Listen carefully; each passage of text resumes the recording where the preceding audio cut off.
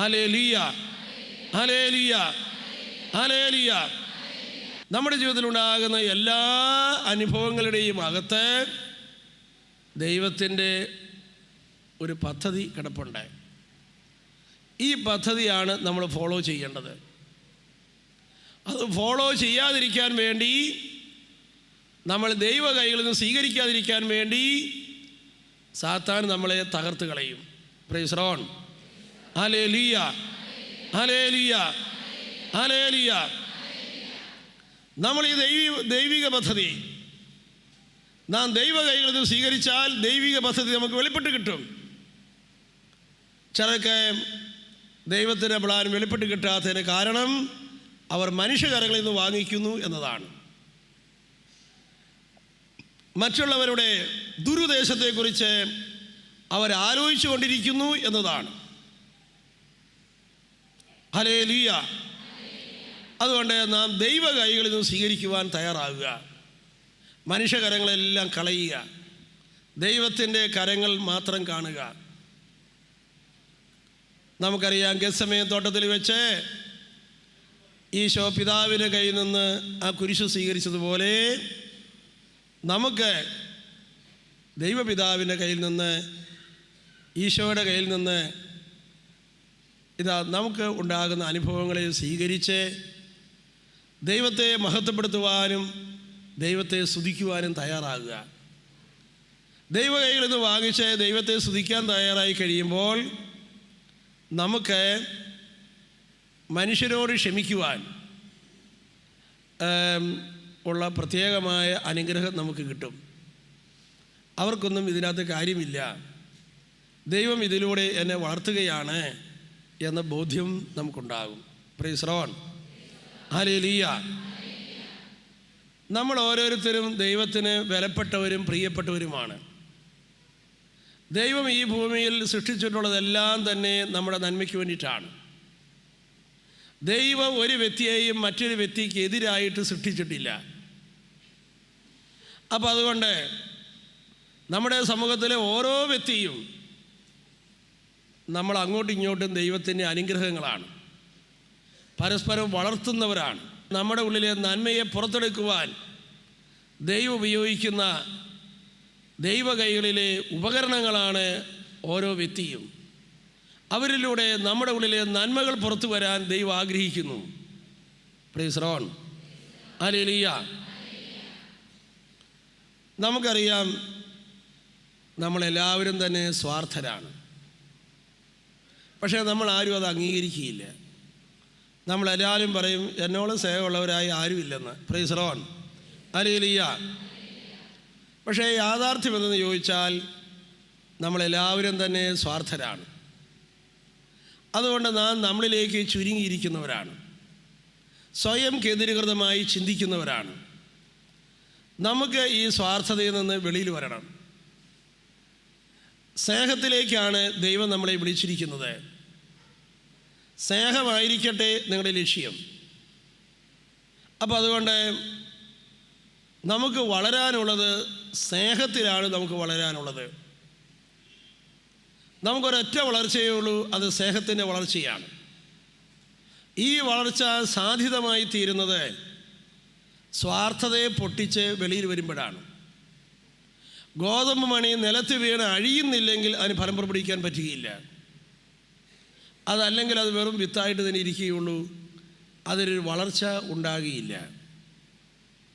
നമുക്കറിയാം, ഏതൊരു വിത്തും എങ്ങനെയാണ് കിളുക്കുന്നത്? സാധാരണ അന്തരീക്ഷത്തിൻ്റെ കാലാവസ്ഥയിൽ ഒരു വിത്തും കിളുക്കുകയില്ല. ഏതൊരു വിത്തും കിളുക്കണമെങ്കിൽ അതിന് വിപരീതമായ കാലാവസ്ഥ ഉണ്ടാകണം. അതുകൊണ്ടാണ് നമ്മൾ മണ്ണിൽ കുഴിച്ചിടുന്നത്, വെള്ളം ഒഴിക്കുന്നത് ഒക്കെ ആ വിപരീതമായ ഒരു കാലാവസ്ഥ ആ വിത്തിൻ്റെ ചുറ്റും ഉണ്ടാക്കുകയാണ്. ആ കാലാവസ്ഥയിലാണ് വിത്ത് പൊട്ടി മുളയ്ക്കുന്നത്. അപ്പോൾ അതുകൊണ്ട് നമ്മളിലുള്ള നന്മകൾ എന്ന് പറഞ്ഞാൽ സ്വാർത്ഥതയിൽ നിന്ന് അത് പൊട്ടിച്ച് നമുക്ക് വെളിയിൽ വരണമെങ്കിൽ വിപരീതമായ ഒരു അന്തരീക്ഷം ഉണ്ടായേ പറ്റൂ. നമ്മുടെ സ്വാർത്ഥത തകർത്തേ പറ്റുകയുള്ളൂ. ഒരു കാര്യം നമ്മൾ അറിഞ്ഞിരിക്കുക, മനുഷ്യൻ്റെ സ്വാർത്ഥത ചുമ്മാതെ പ്രാർത്ഥന കൊണ്ടൊന്നും പൊട്ടുകയില്ല. ഹല്ലേലൂയ. അതുകൊണ്ടാണ് ഇതാ അവിടുന്ന് സഹനം നമ്മുടെ മുമ്പിലേക്ക് കൊണ്ടുവന്നിരിക്കുന്നത്. ലോകത്തിലുള്ള മറ്റെല്ലാ മതങ്ങളിൽ നിന്നും വ്യത്യസ്തമായ ഒരു പഠനമാണ് യേശു കുരിശിൽ നമുക്ക് നൽകിയത്. ലോകത്തിലെ എല്ലാ മതങ്ങളും പ്രാർത്ഥനയ്ക്കുമൊക്കെ പ്രാധാന്യം കൊടുക്കുമ്പോൾ നമ്മുടെ കർത്താവ് പറയുന്നത് പ്രാർത്ഥന മാത്രം കൊണ്ടൊന്നും മനുഷ്യൻ്റെ സ്വാർത്ഥത പൊട്ടുകയില്ല. മനുഷ്യൻ്റെ സ്വാർത്ഥത പൊട്ടണമെങ്കിൽ അവന് സഹനം ആവശ്യമാണ്. അതിലൂടെ മാത്രമേ സ്വാർത്ഥത പൊട്ടുകയുള്ളൂ. അപ്പോൾ അതുകൊണ്ട് ഇതാ നമ്മളെ കുരിശിലേക്ക് നോക്കാൻ ഈശോ പ്രേരിപ്പിക്കുകയാണ്. പ്രത്യേകിച്ച് നമ്മുടെ ചുറ്റുപാടുകളിൽ നിന്ന്, നമ്മുടെ സഹപ്രവർത്തകരിൽ നിന്ന് നമ്മുടെ ജീവിതത്തിലേക്ക് കടന്നു വരുന്ന പ്രയാസങ്ങൾ. അതുകൊണ്ട് വളരെ പ്രധാനപ്പെട്ട ഒരു ചോദ്യം ഇന്ന് നമുക്ക് ചോദിക്കേണ്ടിയിരിക്കുകയാണ്. വളരെ പ്രധാനപ്പെട്ട ചോദ്യം. അത് നമ്മുടെ സ്പിരിച്വാലിറ്റിയെ നിശ്ചയിക്കുന്ന ഒന്നാണ്, നമ്മുടെ വിളിയെ സ്വാധീനിക്കുന്ന ഒന്നാണ്.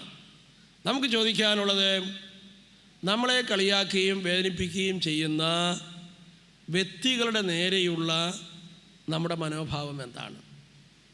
ഇതാണ് നമ്മുടെ സ്പിരിച്വാലിറ്റിയുടെ ഏറ്റവും പ്രധാനപ്പെട്ട കാര്യം. ഇതാണ് നമ്മൾ സ്വാർത്ഥത നമ്മളെ വെളിയിൽ കൊണ്ടുവരുന്ന കാര്യം. നിന്നെ വേദനിപ്പിക്കുന്നവരുടെ നേരെയുള്ള നിൻ്റെ ആറ്റിറ്റ്യൂഡ് എന്താണ്? നീ അവരെ എങ്ങനെയാണ് കാണുന്നത്? നിനക്ക് അവരെക്കുറിച്ച് എന്താണ് ഇപ്പോൾ പറയുവാനുള്ളത്? നീ എങ്ങനെയാണ് അവരെ സ്വീകരിച്ചിട്ടുള്ളത്? ഈ ഒരു ചോദ്യത്തിന് നാം ഉത്തരം കണ്ടെത്തണം. നിന്നെ വേദനിപ്പിക്കുന്ന വ്യക്തികളുടെ നേരെയുള്ളതിൻ്റെ മനോഭാവം എന്താണ്? ലളിതമായ ഭാഷയിൽ പറഞ്ഞാൽ ശത്രുവിന് നേരെയുള്ള നിൻ്റെ ആറ്റിറ്റ്യൂഡ് എന്താണ്? ഇത് നമ്മുടെ സ്പിരിച്വാലിറ്റിയുടെ ഏറ്റവും പ്രധാനപ്പെട്ട കാര്യമാണിത്. നീ പ്രാർത്ഥിക്കുന്ന വ്യക്തിയായിരിക്കാം, കൊള്ളാം, നല്ല കാര്യമാണ്.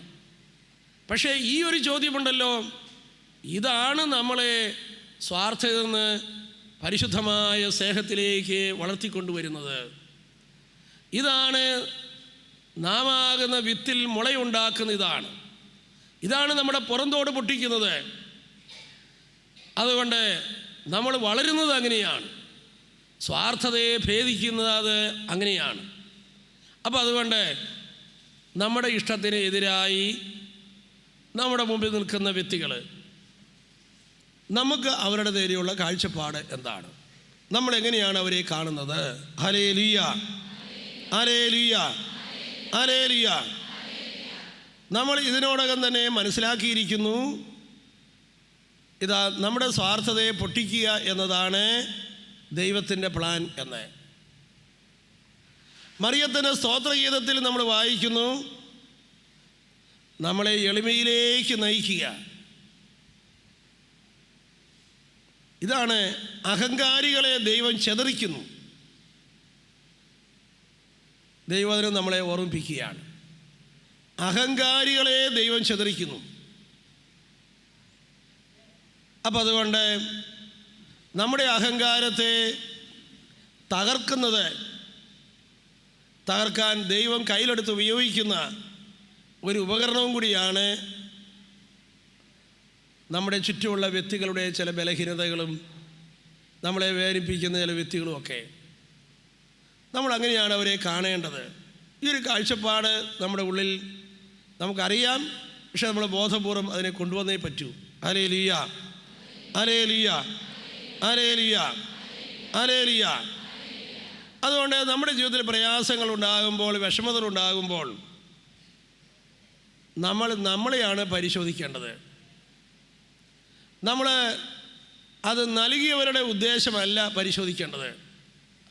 നമ്മൾ പരിശോധിക്കേണ്ടത് ദൈവത്തിൻ്റെ പ്ലാനും നമ്മുടെ ജീവിതവുമാണ് അതിന് മുമ്പിൽ പരിശോധിക്കേണ്ടത്.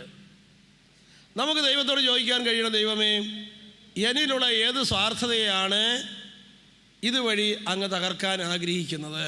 Hallelujah, hallelujah. അങ്ങ് ഞാൻ ആയിരിക്കുന്ന ഈ കമ്മ്യൂണിറ്റിയിൽ ഇന്ന വ്യക്തികളിലൂടെ എൻ്റെ ഏത് സ്വാർത്ഥതയാണ് അങ്ങ് തകർക്കാൻ ആഗ്രഹിക്കുന്നത്? അത് എന്നെ വളർത്തുന്ന ഒരു കാര്യമാണ്, എന്നെ ഉയർത്തുന്ന ഒരു കാര്യമാണ്. ഈ ഒരു തിരിച്ചറിവ് നാം സ്വീകരിക്കേണ്ടതായിട്ടുണ്ട്. നമ്മൾ പലപ്പോഴും നമ്മളെ വേദനിപ്പിക്കുന്ന വ്യക്തികളുടെ ഉദ്ദേശമാണ് നമ്മൾ പരിശോധിക്കാൻ പോകുക. നമ്മൾ അവരുടെ ഉദ്ദേശം പരിശോധിച്ച് കഴിഞ്ഞാൽ അവിടെ സാത്താൻ കയറി വരും. അവിടെ ദൈവിക ഉദ്ദേശം നമുക്ക് വെളിപ്പെട്ട് കിട്ടുകയില്ല. നമ്മൾ അവരെയല്ല കാണേണ്ടത്, അപ്പുറത്ത് തമ്പുരാനെയാണ് കാണേണ്ടത്. ദൈവത്തിൻ്റെ പ്ലാൻ അന്വേഷിക്കാം. അതുപോലെ തന്നെ നമ്മളിലെ ഇതുവഴി എന്താണ് ദൈവം ഉദ്ദേശിക്കുന്നത്, എന്നെ എങ്ങനെയാണ് ദൈവം സ്നേഹത്തിൽ വളർത്താൻ ഉദ്ദേശിക്കുന്നത്, നമ്മുടെ സ്വാർത്ഥത എവിടെയൊക്കെയാണ് കിടക്കുന്നത്, നമുക്ക് യഥാർത്ഥമായ സ്നേഹമുണ്ടോ, ഇത്തരം ചോദ്യങ്ങളെല്ലാം നമുക്ക് വെളിപ്പെട്ട് കിട്ടുന്ന, മനസ്സിലാക്കാൻ കഴിയുന്ന, നമ്മളെ തന്നെ ഒന്നും കൂടി മനസ്സിലാക്കാൻ കഴിയുന്ന ഒത്തിരി സന്ദർഭങ്ങളാണ് അവയെല്ലാം. Hallelujah, hallelujah, hallelujah, hallelujah, hallelujah. ബൈബിളിലൂടെ ഒട്ടേറെ സംഭവങ്ങളിലൂടെയെല്ലാം ഈ ഒരു പഠനം വളരെ വ്യക്തമായി നമ്മുടെ ശത്രുക്കളുടെ നേരെയുള്ള, അല്ല നമ്മളെ വേദനിപ്പിക്കുന്ന വ്യക്തികളുടെ നേരെയുള്ള, ഒന്നുകൂടെ വ്യക്തമായി പറഞ്ഞാൽ നമ്മുടെ ഇഷ്ടത്തിനെതിരായി പ്രവർത്തിക്കുന്ന വ്യക്തികളുടെ നേരെ നമുക്ക് സ്നേഹത്തിൻ്റെ ഒരു മനോഭാവം പുലർത്തുവാൻ കഴിയണം. നമുക്കവരെ സ്നേഹിക്കാൻ കഴിയണം, അവർക്ക് വേണ്ടി പ്രാർത്ഥിക്കാൻ കഴിയണം. നമ്മുടെ തലയ്ക്കകത്ത് സ്നേഹത്തിന് വിരുദ്ധമായ കാര്യങ്ങൾ വെച്ച് പുലർത്താതിരിക്കുവാൻ നമുക്ക് കഴിയണം. Hallelujah, hallelujah, hallelujah, hallelujah. നമുക്കറിയാം, ഈശോ എപ്പോഴും പിതാവിൻ്റെ പ്ലാനാണ് അന്വേഷിച്ചത്. അവിടുന്ന് കുരിശ് എടുക്കുമ്പോൾ പിതാവിൻ്റെ പദ്ധതിയാണ് ഈശോ സ്വീകരിച്ചത്. നമുക്കൊക്കെ അറിയാവുന്ന യാക്കോബിൻ്റെ ഇളയ മകനായ ജോസഫിൻ്റെ ചരിത്രം നമുക്കറിയാം. ജോസഫ് തനിക്കുണ്ടായ വിഷമതകളെല്ലാം ദൈവ കൈകളിൽ നിന്നാണ് സ്വീകരിച്ചത്. ഇത് ദൈവം നൽകിയതാണ് എന്ന് ജോസഫ് പറഞ്ഞു. അതിൻ്റെ റിസൾട്ട് എന്തായിരുന്നു? ദൈവ കൈകളിൽ നിന്ന് സ്വീകരിച്ചവരെല്ലാം അവിടുത്തെ പദ്ധതി അനുസരിച്ച് വളർന്നു. റോമൻ പടയാളികൾ, യഹൂദ പുരോഹിതന്മാരും യേശുവിന് കുരിശ് കൊടുത്തു. പക്ഷേ പിതാവായ ദൈവം അത് മാനവരാശിയുടെ മുഴുവൻ രക്ഷയ്ക്കായിട്ട് മാറ്റി. റോമൻ പടയാളികൾ, യഹൂദ പുരോഹിതന്മാരും ഈശോയ്ക്ക് കൊടുത്ത മുറിവുകളും അതുവഴി ഉണ്ടായ മരണവും മാനവരാശിയുടെ മുഴുവനും നന്മയ്ക്കായി പിതാവായ ദൈവം തിരിച്ചുവിട്ടു. ജോസഫിൻ്റെ സഹോദരന്മാർ ജോസഫിനെ വിറ്റു. അതിന് പരിണിതഫലമായി ജോസഫിന് സ്വന്തം വീട് നഷ്ടപ്പെട്ടു. പക്ഷേ ജോസഫിന് എന്താണ് തിരിച്ചു കിട്ടിയത്? ഒരു രാജ്യം തന്നെ തിരിച്ചു കിട്ടി. ജോസഫിനെ വിറ്റതുകൊണ്ട് ജോസഫിന് അപ്പൻ കുറേ നാളത്തേക്ക് അപ്പനെ കാണാൻ പറ്റാതെ വന്നു. എന്നാൽ ദൈവം അപ്പൻ്റെ ആയുസ് നീട്ടിക്കൊടുത്ത് വാർദ്ധക്യകാലത്ത് അപ്പനെ സംരക്ഷിക്കുവാനുള്ള എല്ലാവിധ കഴിവുകളും ദൈവം ജോസഫിന് നൽകി. ജോസഫിൻ്റെ സഹോദരന്മാരെയും ജോസഫിനോട് വൈരാഗ്യവും വെറുപ്പും അസൂയയും ഉള്ളവരായി കഴിയുകയായിരുന്നു. പക്ഷേ ദൈവം അവരുടെ അസൂയയും വെറുപ്പും എല്ലാം മാറ്റിക്കളഞ്ഞ് ജോസഫിനെ സ്നേഹം സ്വീകരിക്കുവാനും ജോസഫിനെ മനസ്സിലാക്കാനും അങ്ങനെ ജോസഫിൻ്റെ യഥാർത്ഥ സഹോദരന്മാരായി മാറുവാനും ദൈവം അത് ഇടയാക്കി. തന്നെയുമെല്ലാം അവരൊക്കെ ചെയ്ത ദ്രോഹത്തിൻ്റെ ഫലമായി ദൈവം ജോസഫിനെ അങ്ങനെ വളർത്തി. ഒരു ജനതയ്ക്ക് വേണ്ടി ക്ഷാമകാലം മുഴുവനും ഗോതമ്പ് ശേഖരിച്ചു വയ്ക്കുവാനും അങ്ങനെ അനേകായിരം ആളുകളെ ഗോതമ്പ് കൊടുത്ത് ആഹാരം നൽകി അവരെ ശുശ്രൂഷിക്കുവാനും ജോസഫിനെ ദൈവം അനുഗ്രഹിച്ചു. ജോസഫ് അപ്പൻ്റെ മടിയിൽ അപ്പൻ്റെ സ്നേഹം മാത്രം സ്വീകരിച്ച് വളർന്നിരുന്നുവെങ്കിൽ വീട്ടുവളപ്പിന് വെളിയിൽ ജോസഫിന് ഒരു വളർച്ചയോ ഉയർച്ചയോ ഉണ്ടാകുമായിരുന്നില്ല. ജോസഫിന് മഹത്തായ ഒരു ശുശ്രൂഷ തന്നെയാണ് കിട്ടിയത്. രാജ്യത്തിലെ പ്രധാനമന്ത്രിയായി ആയിത്തീരുവാൻ മാത്രമല്ല, അയൽ രാജ്യങ്ങളിൽ നിന്ന് പോലും ജനത്തെ ക്ഷാമകാലത്ത് ഗോതമ്പ് കൊടുത്ത് സഹായിക്കുവാനായിട്ടുള്ള വലിയ ശുശ്രൂഷ, ജനലക്ഷങ്ങളെ സഹായിക്കുന്ന വലിയ ഒരു ശുശ്രൂഷ യോസഫിന് തെളിഞ്ഞു കിട്ടി. നമ്മുടെ സ്വാർത്ഥതയെ ഉടച്ചാണ് ദൈവം നമ്മളെ സ്നേഹത്തിൽ വളർത്തുന്നത്. സ്നേഹത്തിൽ വളരുമ്പോഴാണ് സ്നേഹത്തിന് ശുശ്രൂഷ നമുക്ക് ലഭിക്കുന്നത്. Price the Lord. ഹല്ലേലൂയ. നമ്മൾ സ്നേഹത്തിൽ വളരുന്നതനുസരിച്ച് അനുഗ്രഹങ്ങൾ നമ്മുടെ പുറകെ വരുന്നു. നമ്മൾ ദാനങ്ങളുടെ പിന്നാലെ പോകേണ്ട ആവശ്യമില്ല. ദാനങ്ങൾ നമ്മുടെ പുറകെ വരുന്നു.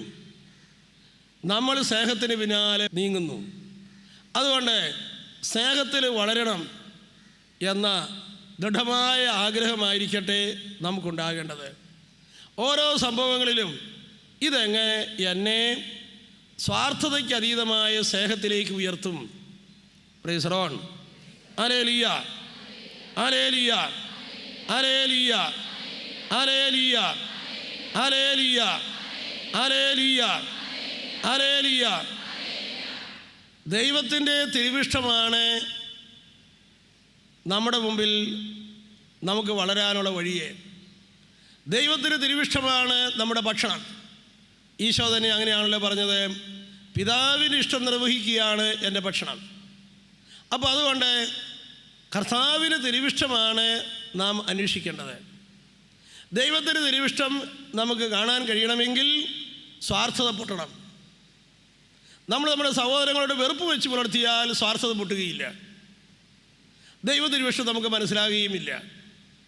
അപ്പോൾ അതുകൊണ്ട് ഒരു വ്യക്തിയെയും നമ്മൾ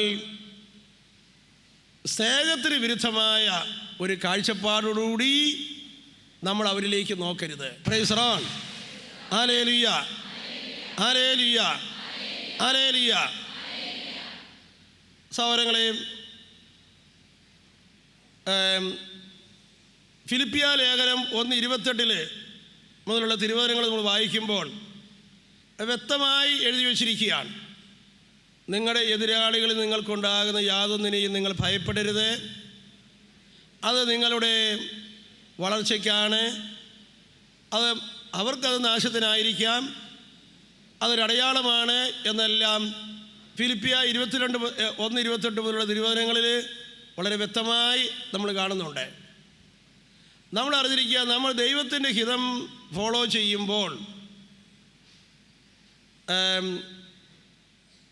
നമ്മുടെ ജീവിതത്തിൽ നമുക്കുണ്ടായിട്ടുള്ള, നമ്മൾ കഷ്ടതയെന്നും നഷ്ടമെന്നും ഒക്കെ വിളിക്കുന്ന എല്ലാം തന്നെ ദൈവം അത് നന്മയാക്കി മാറ്റുന്നു. അത് ദൈവത്തിൻ്റെ ഒരു വാഗ്ദാനവും കൂടിയാണ്. ഉൽപ്പത്തി പുസ്തകം 50:20 നമ്മൾ കാണുന്നുണ്ട്. ജോസഫ് പറയാണ്, നിങ്ങൾ എനിക്ക് ദ്രോഹം ചെയ്തു, എന്നാൽ ദൈവം അത് നന്മയാക്കി മാറ്റി. ശത്രുക്കളെ അനുഗ്രഹിച്ച് പ്രാർത്ഥിക്കണമെന്ന് ദൈവം പറയുവാനുള്ള കാരണം, നമ്മൾ ക്ഷമിച്ചാൽ മാത്രം പോരാ, നമ്മൾ അവരെ അനുഗ്രഹിച്ച് പ്രാർത്ഥിക്കണം. അങ്ങനെ നമ്മൾ അനുഗ്രഹിച്ച് പ്രാർത്ഥിക്കുമ്പോൾ അവർ നമ്മളോട് ചെയ്ത ദ്രോഹങ്ങളെല്ലാം തന്നെ നമ്മുടെ ജീവിതത്തിൽ ദൈവം നന്മയാക്കി മാറ്റും. അത് നന്മയായി മാറുന്നത് വരെയും നമ്മളെ വേദനിപ്പിച്ചവരെ അനുഗ്രഹിച്ച് പ്രാർത്ഥിക്കണം. ഇപ്പം ചില ആളുകൾ ക്ഷമിക്കാറുണ്ട്, പക്ഷേ അവർ തുടർന്ന് തന്നെ വേദനിപ്പിച്ചവരെ അനുഗ്രഹിച്ച് പ്രാർത്ഥിക്കാറില്ല. അങ്ങനെ വരുമ്പോൾ ആ മുറിവ് അവിടെ കിടക്കും, ആ വിഷമത അവിടെ കിടക്കും, ആ നഷ്ടം അവിടെ കിടക്കും. പിന്നീട് അതെല്ലാം ഓർത്തോർത്ത് വരുമ്പോൾ വീണ്ടും നമുക്ക് ദേഷ്യവും അരിശുമൊക്കെ ഉണ്ടാകും. അപ്പോൾ അതുകൊണ്ട് നമ്മൾ പ്രത്യേകം ശ്രദ്ധിക്കേണ്ട ഒരു കാര്യമാണ്, നമ്മളെ വേദനിപ്പിച്ച് വയ്ക്കുന്നവരെ അനുഗ്രഹിച്ച് പ്രാർത്ഥിക്കുക എന്നത്. ഇങ്ങോട്ട് വേദനിപ്പിക്കുന്ന വ്യക്തികളെ ചുറ്റിപ്പറ്റി ധാരാളം വാഗ്ദാനങ്ങൾ ബൈബിളിൽ പറഞ്ഞു വച്ചിരിക്കുകയാണ്. ഏറ്റവും ഉന്നതവും ശ്രേഷ്ഠവുമായ അനുഗ്രഹങ്ങൾ മുഴുവനും നമ്മളെ വേദനിപ്പിക്കുന്ന വ്യക്തികളെ കേന്ദ്രമാക്കിയാണ് ദൈവം പറഞ്ഞു വച്ചിരിക്കുന്നത് എന്ന് മനസ്സിലാക്കേണ്ടതാണ്. Hallelujah, hallelujah. മത്തായി 6:14-15 നമ്മൾ വായിക്കുന്നുണ്ടല്ലോ, ഇതാ നീ ക്ഷമിച്ചു കഴിഞ്ഞാൽ നിന്റെ പാപവും ദൈവം ക്ഷമിക്കുമെന്ന്. മത്തായി 11:25 നമ്മൾ വായിക്കുന്നു, നീ രമ്യപ്പെട്ട നിന്റെ പ്രാർത്ഥന ദൈവം കേൾക്കുമെന്ന്. മത്തായി 5:23-24 നമ്മൾ വായിക്കുന്നു, നിന്റെ ബലി സ്വീകരിക്കുമെന്ന്. Praise Lord, hallelujah. യാക്കോബ് 5:14 പറയുന്നത് നമ്മുടെ തെറ്റുകൾ ഏറ്റുപറഞ്ഞാൽ നമുക്ക് സൗഖ്യം കിട്ടും എന്നാണ്. തെറ്റേറ്റ് പറയുക എന്ന് പറയുമ്പോൾ അതിന് മറ്റൊരു വശമുണ്ട്. എങ്ങനെയാ വഴക്കുണ്ടാകുക? ഞാൻ ശരി, നീ തെറ്റ്. അപ്പോൾ അവനവൻ്റെ തെറ്റുകൾ ഏറ്റു പറയുമ്പോൾ അവിടെ രമ്യതയിലേക്ക് വരികയാണ്.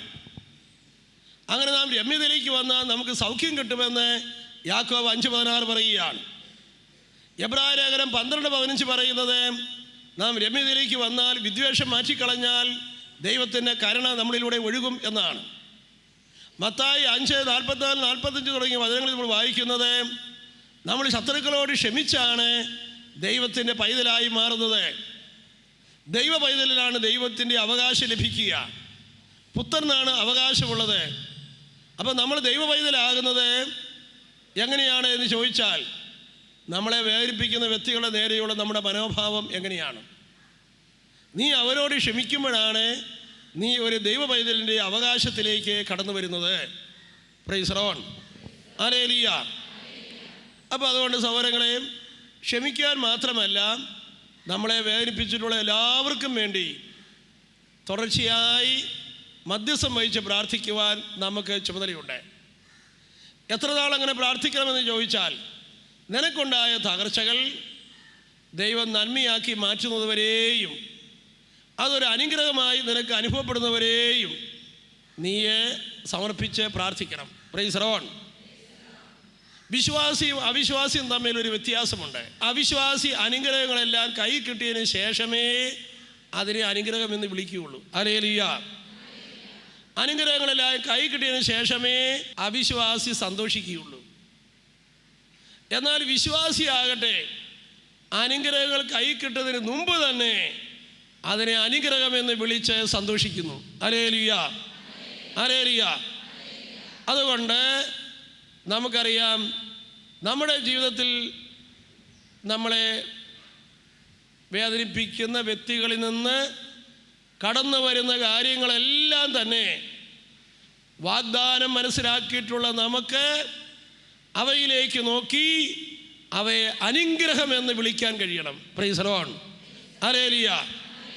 അതുകൊണ്ട് അവരിൽ എന്തെല്ലാം പ്രയാസങ്ങളുണ്ടായാലും നമ്മൾ അതിനെ വിളിക്കേണ്ടത് അനുഗ്രഹം, അനുഗ്രഹം, അനുഗ്രഹം എന്നാണ്. Hallelujah, hallelujah. ഒരു കൊപ്ര മില്ലിലേക്ക് 1 ലോറി കൊപ്ര വന്നാൽ കൊപ്ര കച്ചവടക്കാരൻ പെട്ടെന്ന് തന്നെ പറയും ഇത്ര ലിറ്റർ വെളിച്ചെണ്ണ എന്ന്. ഹല്ലേലൂയ. അയാൾ കൊപ്രയായി പെട്ടെന്ന് വെളിച്ചെണ്ണയായി കണ്ടു കഴിഞ്ഞു. ഹല്ലേലൂയ. ഇതുപോലെ ആയിരിക്കണം നമ്മൾ മറ്റുള്ളവരിൽ നമുക്കുണ്ടാകുന്ന പ്രയാസങ്ങളെല്ലാം ഒട്ടനടി തന്നെ നമ്മളതിനെ അനുഗ്രഹം, അനുഗ്രഹം എന്ന് വിളിക്കാനായിട്ട് കഴിയണം. Hallelujah, hallelujah.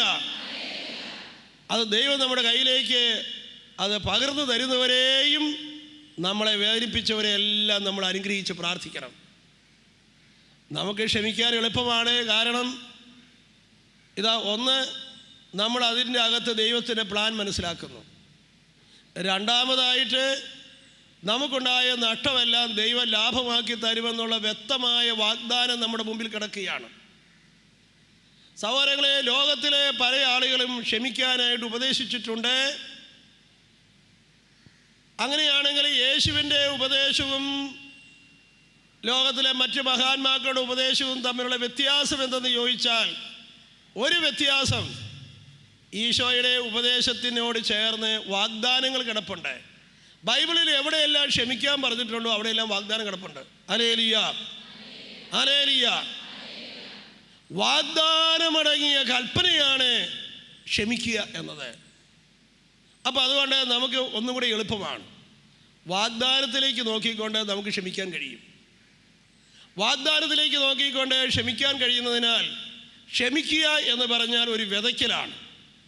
വിതയ്ക്കുന്നത് എങ്ങനെയാണ്? ഒന്നാന്തരം നെല്ല് കൊണ്ടുവന്ന് ചെളിയിലേക്കാണ് വിതക്കാരൻ വിതയ്ക്കുന്നത്. ഇയാൾക്ക് എന്തൊരു ധൈര്യം! ഒന്നാന്തരം നെല്ല് കൊണ്ടുവന്ന് ചെളിയിലിടാനായിട്ട് എന്ത് ധൈര്യം ഉണ്ട്? ഓരോ നെൽമണികളും അയാളെ ആ പാടത്തെ ചെളിയിൽ വിതറുമ്പോൾ കൃഷിക്കാരൻ്റെ മനസ്സ് ആ ഓരോ നെൽമണിയും ചീഞ്ഞ് മുളയുണ്ടായി നെൽച്ചെടിയായി. ഓരോ നെൽച്ചെടിയിലും ഇതാ 1000 മണികളായി അതങ്ങനെ നിറഞ്ഞു നിൽക്കുന്നതാണ് കൃഷിക്കാരൻ മനസ്സിൽ കാണുന്നത്. ഈ പ്രത്യാശ നിറഞ്ഞ മനസ്സാണ് കൃഷിക്കാരനെ ഈ നെൽവിത്ത് ചെളിയിലേക്കിടാനായിട്ട് ഇതാ സഹായിക്കുന്നത്. ഹല്ലേലൂയ. ഇതുപോലെ ക്ഷമിക്കുന്ന വ്യക്തി 100 മേനി ഫലം പുറപ്പെടുവിക്കുന്ന ഒരു സ്ഥലത്ത് ഇതാ വിത്തിറക്കുന്ന ഒരു കൃഷിക്കാരനാണ്. Hallelujah, hallelujah. നമ്മളതിനെ അനുഗ്രഹമെന്ന് വിളിക്കുന്നു. പ്രിയപ്പെട്ടവരെ, നമ്മൾ അതിനെ അനുഗ്രഹമായിട്ട് തന്നെ കാണണം. നാം ക്ഷമിച്ച് അനുഗ്രഹം കൊയ്യുകയാണ്. ക്ഷമിച്ച് അനുഗ്രഹത്തിന് വിത്തിറക്കി നമ്മളിതാ കൊയ്തെടുക്കുകയാണ്. Hallelujah, hallelujah, hallelujah, hallelujah, hallelujah.